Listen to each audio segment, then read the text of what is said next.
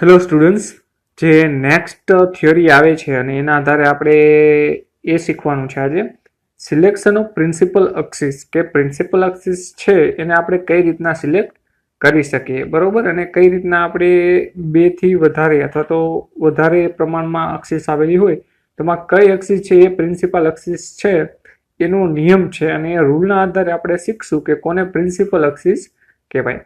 હવે આગળનું જ આ ઉદાહરણ જોઈ લો તમે, તો આમાં જો અક્સિસ ક્યાંથી નીકળે છે, જો તમે જોઈ શકો છો આમાં C2 અક્સિસ આપેલી છે, C6 અક્સિસ આપેલી છે, બરોબર.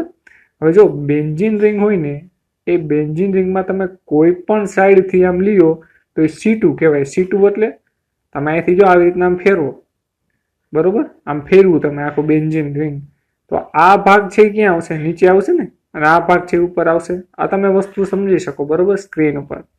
હવે તમે એ જુઓ કે તમે અહીંથી ફેરવો છો તો ઇનાઈ લેવા માટે તમારે જે પેલા હતું એ જ લેવા માટે તમારે કેટલી વખત એને ફેરવવું પડે? તો ટૂંકમાં આપણે કહીએ તો જો આ બેન્ઝીનની રિંગ છે, બરોબર, અહીંથી એક અક્સિસ પાસ કરી, આ પાર્ટને તમે એ આપી દો અને આ પાર્ટને તમે બી આપી દો. બે વખત ફેરવવું પડે ને તમારે ઇનાઈ જોતું હોય તો, બરોબર. આ બી ને તમારે ફરી પાછો અહીંયા લઈ આવ્યો હોય, બરોબર, લઈ આવવું હોય તો તમારે શું કરવું પડે? બીને બેક એટલે કે પાછો લઈ આવવો હોય એને જગ્યાએ તો તમારે એને બે વખત રોટેશન આપવું પડે. તમે અહીંથી બે વખત ફેરવો ને, જો એક વખત ફેરવશો શું થશે? બી અહીં આવશે, એ અહીં આવશે, અને ફરધે શું થશે? બી છે પોતાની જગ્યા ઉપર છે આવી જશે. તો આમ તમારે બે વખત ફેરવવું પડે એટલે જે છે એંગલ કેટલો થઈ ગયો? 180 ડિગ્રી. હવે 180 ડિગ્રી આવે એટલે C2 કહેવાનું છે. હવે C6 એટલે શું જો સમજો, C6 અક્સિસ ની આપણે વાત કરીએ છીએ. C6 આ C6 માં જો સેન્ટર છે ને, સેન્ટર માંથી પાસ થતી, તો આ કેટલા કાર્બન છે? 1 2 3 4 5 and 6. બેન્ઝીન રિંગ ની અંદરથી તમે પસાર થતી અક્સિસ જો ને તો એને C6 કહેવાય, કારણ કે 6 વખત ફેરવવું પડે તમારે એને લઈ આવવા માટે. ફરી પાછું એ જ પોઝિશન લઈ આવવા માટે તમારે 6 વખત ફેરવવું પડે, તો એટલા માટે C6 છે, બરોબર. આઈ હોપ કે તમને બધી વસ્તુ છે સમજાઈ ગઈ હશે. હવે સિલેક્શન રૂલ આવે છે કે નિયમ છે જેને હું શોર્ટમાં તમને કહી દઉં છું કે પ્રિન્સિપલ અક્સિસ કઈ રીતના નક્કી કરવી જોઈએ. એક કરતા વધારે અક્સિસ હોય તો કઈ પ્રિન્સિપલ અક્સિસ કહેવાય? પ્રિન્સિપલ એટલે મુખ્ય અક્સિસ એમ. તો જો પહેલા શું જોવાનું? In the case of molecule with more than one axis symmetry is present, the axis with the highest fold symmetry is called principal axis. Highest fold of symmetry. હવે જો BF3 છે તો એમાં 3 ફોલ્ડ આવે છે axis and 1 3 fold axis. Therefore highest number is 3. BF3 હોય ને, BF3, બરોબર, એમાં C3 હોય, બરોબર, C3 હોય, બરોબર, કે C2 હોય, જે હોય તે, બરોબર. તો એમાં જેનો નંબર વધારે હોય ને, 3 નંબર વધારે કહેવાય, તો એને આપણે પ્રિન્સિપલ અક્સિસ તરીકે ઓળખશું, બરોબર. એવું બેન્ઝીન રિંગમાં પણ જોઈએ. જો બેન્ઝીન રિંગની વાત છે, in benzene ring 6 fold axis is present and 1 6 fold axis is present. Here highest number is 6, therefore C6 is principal axis.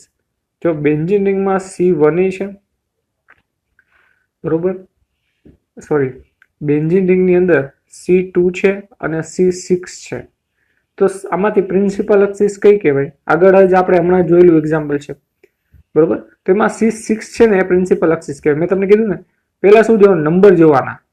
જેનો આંકડો વધારે હોય, C1 હોય તો C2 વધારે કહેવાય, C2 હોય તો C3 વધારે કહેવાય, C3 હોય તો C4 વધારે કહેવાય. તો તેવી રીતના જેનો આંકડો વધારે હોય એ પ્રિન્સિપલ અક્સિસ થશે.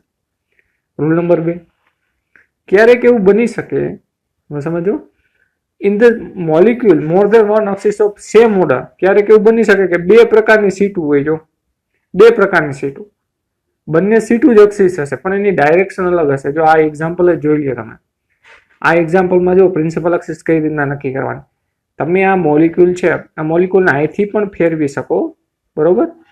જો આ જે રીતના ફિગરમાં દેખાય છે એ રીતના હું લાઈન ડ્રો કરું છું, ઊભીથી આમ ઊભી લીટી ડ્રો કરો તો ત્યાંથી ફેરવી શકો, અહીંથી ફરી શકે ને મોલિક્યુલને તમે, અને અહીંથી નહીં ફેરવી શકો છો સાઈડમાંથી. હવે તમારે શું કરવાનું છે? પ્રિન્સિપલ અક્સિસ કઈ, તો એમાં જોવાનું હાઈએસ્ટ નંબર, તો આમાં તો પણ બંને C2 જ છે, C2 અક્સિસ છે. C2 અક્સિસ હોય એટલે 180 ડિગ્રી ફેરવવાનું થાય, બરોબર. C2 એક્સિસ હોય તો 180 ડિગ્રી ફરે છે. હવે બીજી વસ્તુ, હંમેશા જો બંને એક્સિસ છે સેમ આવેલી હોય, C2 હોય, C3 હોય, C3 હોય, બરોબર, તમારી પ્રિન્સિપલ એક્સિસ એને ગણવાની કે જે મેક્સિમમ નંબર ઓફ એટમમાંથી પસાર થતી હોય. Maximum number of atom, maximum number એટમમાંથી કઈ પસાર થાય છે? આ કેટલા પરમાણુમાંથી પસાર થાય છે? જો આમ કરો તમે તો એક જ કાર્બનમાંથી પસાર થાય છે, બરોબર. સાઈડમાં કરો તો આવું ઊભી ડ્રો કરો તો કેટલા કાર્બન આવ્યા? 3 કાર્બન આવ્યા. તો આ પ્રિન્સિપલ એક્સિસ જો લખેલું જ છે અહીંયા, બરોબર. તો કોઈ પણ એક્સિસને પ્રિન્સિપલ એક્સિસ લેવા માટે તમારે 2 નિયમ યાદ રાખવાના. પહેલો નિયમ છે કે એના નંબર જો સી ની બાજુમાં જે નંબર આપેલો છે જો હાઈએસ્ટ હોય તો એ પ્રિન્સિપલ એક્સિસ, અને બીજા નંબરમાં જેટલા પ્રમાણમાં મેક્સિમમ નંબર ઓફ એટમ હોય, જો બંને કેસમાં સરખું હોય, દાખલા તરીકે C2 એક્સિસ હોય તો C2 એક્સિસ હોય, તો હવે આ બેમાંથી નક્કી કરવા માટે શું જોવાનું? મેક્સિમમ નંબર ઓફ એટમમાંથી જે એક્સિસ પાસ થતી હોય એને પ્રિન્સિપલ એક્સિસ તરીકે ઓળખશું. બીજી પ્રકારની પણ એક એક્સિસ આવે છે, ઇન્ફિનિટી, C ઇન્ફિનિટી કહેવાય. તો C ઇન્ફિનિટી એટલે શું? હવે આપણે એક વસ્તુ સમજીએ. C ઇન્ફિનિટી એટલે કે તમે અનંત સુધી એને ફેરવા રાખો, એમાં કાંઈ ફેરફાર ન થાય, અનંત સુધી, અનલિમિટેડ. તો એવું એક્ઝામ્પલ છે જ HCl છે, જો એસિટિલિન છે. એસિટિલિન જો તમે આવી રીતના ફેરવા રાખો, ગમે એટલા રોટેશન આપો, HCl છે, ગમે એટલા રોટેશન આપો, કાંઈ ચેન્જીસ આવે નહીં, તો એને C ઇન્ફિનિટી કહેવાય. C ઇન્ફિનિટી એટલે લિનિયર હોય અને એમાં ગમે એટલા ચેન્જીસ કરો તમે, કાંઈ ફેરફાર થતો નથી, જેને આપણે કહીશું C ઇન્ફિનિટી, બરોબર. તો આ પણ એક પ્રકારની એક્સિસ છે. હવે જોઈએ centre of symmetry. Centre of symmetry કોને કહેવાય? સાવ સિમ્પલ છે, જો તમે સમજી જશો ને તો તમને ખબર પડી જ જશે કે સેન્ટર ઓફ સિમેટ્રી કોને કહેવાય. જેનું બીજું નામ છે ઇન્વર્જન સેન્ટર I, બરોબર. આ બધા એલિમેન્ટ છે તમને ખબર હોવી જોઈએ, બરોબર. પેલું આઈડેન્ટિટી હતો એ ઓલરેડી જોયું આપણે. આઈડેન્ટિટી પછી શું આવે? એક્સિસ આવે, એક્સિસ CN છે ને વડે દર્શાવીએ. પછી આવે I એટલે સેન્ટર ઓફ સિમેટ્રી. હવે સમજો, if any atom is the molecule is connected with the centre, જો કોઈ મોલિક્યુલ છે સેન્ટર વડે કનેક્ટેડ હોય, extend equally at the opposite side, it means another equivalent atom or point, then molecule have center of symmetry. હવે તમને આ વસ્તુ કેમ સમજાશે? તો જો સેન્ટર ઓફ સિમેટ્રી એટલે શું, પહેલાથી નક્કી કરવું પડે કે આમાં સેન્ટર ઓફ સિમેટ્રી છે કે નહીં. તો જો આ એક એટમ છે, આ એટમમાં આવી રીતના 4 એટમ છે જોડાયેલા છે, બધી જગ્યાએ ક્લોરીન એટમ આવેલા છે, બરોબર. આમાં સેન્ટર કયું કોને કહેવાય? સેન્ટર. તો આ કાર્બન છે વચ્ચે, બરોબર, એને સેન્ટર કહેવાય.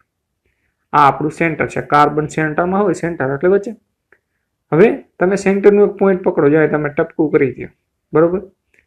હવે એ ટપકાથી તમે સામેની બાજુ જાઓ, ગમે એ બાજુ જાઓ, દાખલા તરીકે આપણે આ બાજુ જઈ ગયા, બરોબર. ત્યાં આવી કયો એટમ છે? ક્લોરીન છે ને.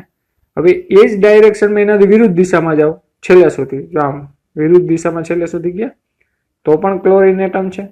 તો એમ કહી શકીએ કે આની અંદર સેન્ટર ઓફ સિમેટ્રી આવેલું છે. સમજાણું તમને? સેન્ટર ઓફ સિમેટ્રી એટલે બીજું કાંઈ નહીં, તમે કોઈ સેન્ટર પકડો, સેન્ટરમાંથી રાઈટ સાઈડ જાઓ અને લેફ્ટ સાઈડ જાઓ તો એને કહેવાનું સેન્ટર ઓફ સિમેટ્રી.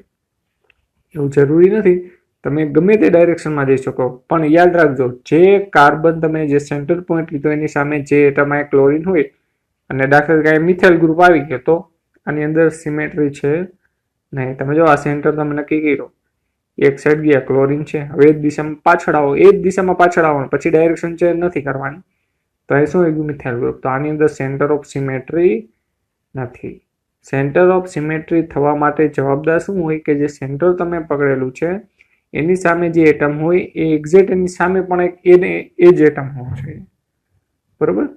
તો સેન્ટર ઓફ સિમેટ્રી છે એનો સિમ્બોલ I છે, બરોબર. તો એ પણ આપણે સ્પેસિફાઈ કરી દઈએ કે સેન્ટર ઓફ સિમેટ્રી છે અને કઈ રીતના ઓપરેશન દ્વારા આપણે સમજી શકાય. તો જો સેન્ટર ઓફ સિમેટ્રીમાં છે ને આવી રીતના CCl4નું એક્ઝામ્પલ આપેલું છે, એમાં જો ઇન્વર્ઝન કરેલું છે. ઇન્વર્ઝન એટલે સેન્ટર ઓફ સિમેટ્રી એપ્લાય કરવાનું, એને ઇન્વર્ઝન કહેવાય. હવે તમારામાં એક જ કામ કરવાનું છે, ઓપરેશન એટલે શું? તો જો આખી પ્રક્રિયા છે ને ઓપરેશન કહેવાય. હવે એ તમે કઈ રીતના કરશો? તો જો આ કોઈ મોલિક્યુલ આપેલું છે પહેલા, ઇન શોર્ટ, બરોબર. એ મોલિક્યુલમાં તમે એક સેન્ટરમાં કાર્બન રાખ્યો છે અને બધે ક્લોરીનને નંબર આપી દીધા છે C1 C2 Cl12 Cl3 Cl4. બરોબર. હવે I જે છે એ ઇન્વર્ઝન છે. ઇન્વર્ઝન કરો ને ત્યારે તમારે શું કરવાનું છે કે સામેના જે હોય ને એને ચેન્જ કરી નાખવાના. કઈ રીતના ચેન્જ કરવાના? સાવ સિમ્પલ વસ્તુ જ છે. બરોબર. જો આ C2 છે ને, સેન્ટર ઓફ સિમેટ્રી છે કે નહીં પેલા ચેક કરો. કાર્બન છે, આ બાજુ આવ્યા તો ક્લોરીન, આ બાજુ હોય તો ક્લોરીન. બરોબર. આ સાઈડ જઈએ તો ક્લોરીન, પછી એ જ ડાયરેક્શનમાં વિરુદ્ધ આવીએ તો પણ ક્લોરીન છે. સેન્ટર ઓફ સિમેટ્રી પ્રેઝન્ટ છે. સેન્ટર ઓફ સિમેટ્રી પ્રેઝન્ટ હોય ને, બરોબર, તો જ ઇન્વર્ઝન લગાવી શકાય. હવે ઇન્વર્ઝન કર્યું હોય તો સેન્ટર ઓફ સિમેટ્રી એપ્લાય કરો ને તમારે શું કરવાનું? સામેના ચેન્જ કરી નાખવાના. આ ક્લોરીન હોય, Cl2 વાળો ક્લોરીન ક્યાં આવશે? Cl4 ની જગ્યાએ. Cl4 ક્યાં આવશે? Cl2 ની જગ્યાએ. બરોબર. તેવી જ રીતના તમારે Cl1 ની જગ્યાએ Cl3 લગાવી દેવાનો. જો ચેન્જ કરશો ને તમને આવી રીતના મળશે. જો મળ્યું. ફર્ધર પાછું ચેન્જ કરો તો એને મળી ગયું. જો આ એક સાવ સિમ્પલ વસ્તુ છે કે તમે એક વખત જે પોઝિશન ચેન્જ કરો એ બીજી વાર કરો. ફર્ધર એને ચેન્જ કરો તો હતું એને તમને છે પાછું મળી જાય. જે હોય ને પહેલા એ તમને પાછું મળે. બરોબર. એને કહેવાનું છે આઈડેન્ટિટી. જો આઈડેન્ટિટી મળી ગઈ ને. આ બંને એક જ સરખા છે, કાંઈ ફેર નથી. જોઈ લ્યો. સમજાણું તમને? કહેવાનો મિનિંગ શું થાય છે? આ એટલે ઇન્વર્ઝન. બે વખત ઇન્વર્ઝન કરો ને એટલે હંમેશા આઈડેન્ટિટી જ મળે. એક વખત તમે આઈ કર્યો પછી બીજી વાર કરો ને એટલે આઈડેન્ટિટી જે હતું ને એને મળી જાય પાછું. બરોબર. આવું જ એક બીજું એક્ઝામ્પલ છે. બરોબર. આવા બધા એક્ઝામ્પલ ઘણા બધા આવશે પણ તમે સમજી લેજો કે કઈ રીતના કરવાનું છે. આમાં પણ એવી રીતના છે. જો centre of symmetry I present છે. જો આમાં સેન્ટરમાં છે. બરોબર. આ બાજુ હાઇડ્રોજન છે. તમે આને કોઈ પણ હાઇડ્રોજનને નંબર આપી દો અને સામે ફેરવી નાખો પછી બે વખત ફેરવો એટલે એને તમને મળી જશે. બીજા એક્ઝામ્પલ આપેલા છે જેમાં આઈ પ્રેઝન્ટ છે. બરોબર. તો બધા ઘણા બધા એવા એક્ઝામ્પલ તમે લઈ શકો કે જેની અંદર આઈ છે પ્રેઝન્ટ હોય. હવે જો પ્લેન